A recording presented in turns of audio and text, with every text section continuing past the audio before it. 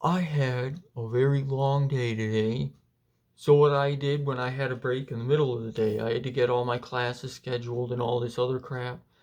So I did some world building, lore update, if you will, on the storyline that I created a couple of days ago, with the three planets and all that, and doing some background on that. I didn't really draw anything today. I didn't have the time for that, but basically, so like a long ass time ago, there was this group of a species of people. They're not humans. They're kind of like a geometric type of people, and they came out of these portals onto the main planet. And basically, these people spread out onto the main planet and the two moons, and they started creating a civilization, sort of. And for whatever reason that I haven't figured out yet, they decided to take some of their own DNA and mix it with the DNA of other species. So, like on the big planet, they mixed it with chimpanzees from the last episode of this epic saga, this epic YouTube saga, and made humans on the big planet. Then on the moon, the bigger of the two moons, they mixed their DNA with birds, or owls specifically so far, to make bird people. And on the smaller moon, they mixed their DNA with centipedes to make centipede people. And not in like a creepy way, in like a laboratory genetically modified kind of thing, kind of like a All Tomorrows, if anyone knows that one. Um, but basically, so eventually these people, they just left and just disappeared somewhere. The portals to their plane of existence got destroyed somehow, but the ones going connecting the planet to the moons are still around. So everyone for thousands of years is evolving and they're going on their business. The humans end up industrializing eventually. And as they're in the process of industrializing, they end up translating the writing on these ancient tombs and what have you of these ancient civilization.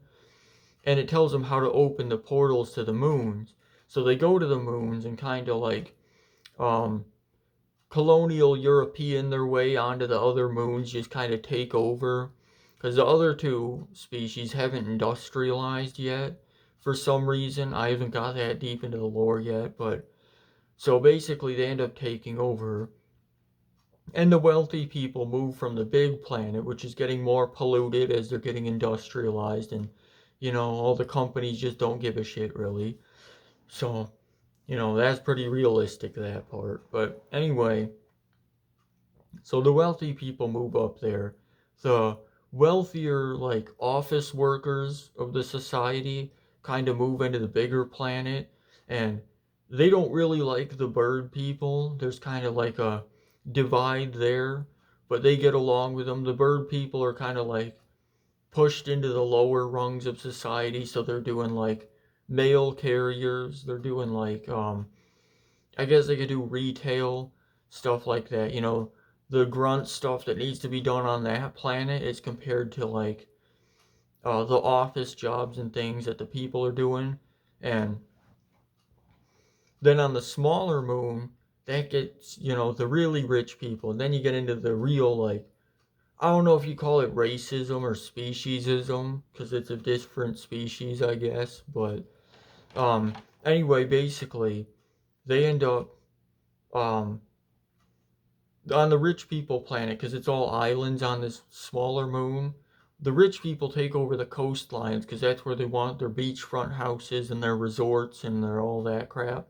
And you know, kind of like what happens here on Earth with the Pacific Islands and stuff. The rich people build all their mansions and resorts and stuff, and kind of push the native centipede people inland into the jungle's interior, and they don't even want to see them at that point. Like the really rich people, they don't even want to see this other species, so they just like threw them into the jungle.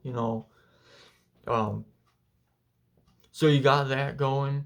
Obviously, the big planet, like most of the humans live there, all living in actual poverty, like 85% of the planet. It's all covered in soot and ash and, scrapyard wastelands and stuff. Nobody's living a good life down there. All the people are like living with their extended families because they can't afford to live outside of that. So they're all living like 20 people in an apartment building. So, yeah, there's a bit more to it that I worked on. This all sounds a lot better on paper. It's all a lot more coherent when I wrote it down. So, yeah, I promise you that. It may look like I'm getting a little unhinged here, and I might be, but I guess that's how it goes, I guess, you know. Every great story has to start with a little madness, I guess. I don't know who said that, but yeah, that's what I've been doing. So, this is my outro, by the way. I don't need to put a lot of effort into an outro. I don't even edit half of these videos, but yeah, just that's the outro.